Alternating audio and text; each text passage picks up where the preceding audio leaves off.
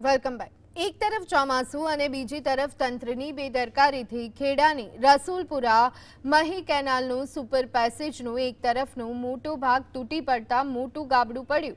ખેડૂતો માટે ચિંતા ઊભી કરનાર આ ઘટના બાદ જીએસટીવીએ ગ્રાઉન્ડ ઝીરો પરની સ્થિતિ સામે નજર કરી। ગળતેશ્વર સેવાલિયા વિસ્તારમાં ખાબકેલા ભારે વરસાદ બાદ આ ગાબડું પડ્યું। રસુલપુરા મહી કેનાલના બ્રિજની સાઇડ વોલ તૂટી પડતા રોડ પર ભયાનક ભૂવો પડ્યો છે, જેના કારણે સ્થાનિકો અને ખેડૂતો હાલાકીનો સામનો કરી રહ્યા છે। સ્થાનિકોએ સમયસર ઇજનેરને જાણ કરી હોવા છતાં ઉદાસીનતાના કારણે એક નાના ગાબડાએ મોટા ભૂવાનું સ્વરૂપ લઈ લીધું।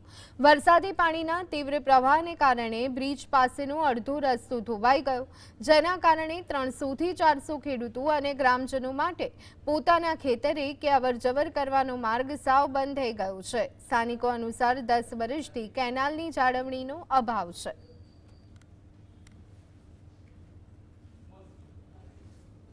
એવું કહેવાય છે કે લગભગ 7 ઇંચ જેટલો વરસાદ પડ્યો હોવાથી આ ઘટના બનેલી, પરંતુ ઘટના પાછળ અહીંના જે ઇજનેરો છે એ બે જવાબદાર જોવા મળી રહ્યા છે।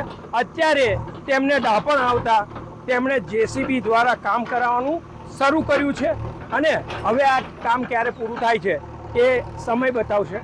શીતલ ભટ્ટ, જીએસટીવી, ગળતેશ્વર।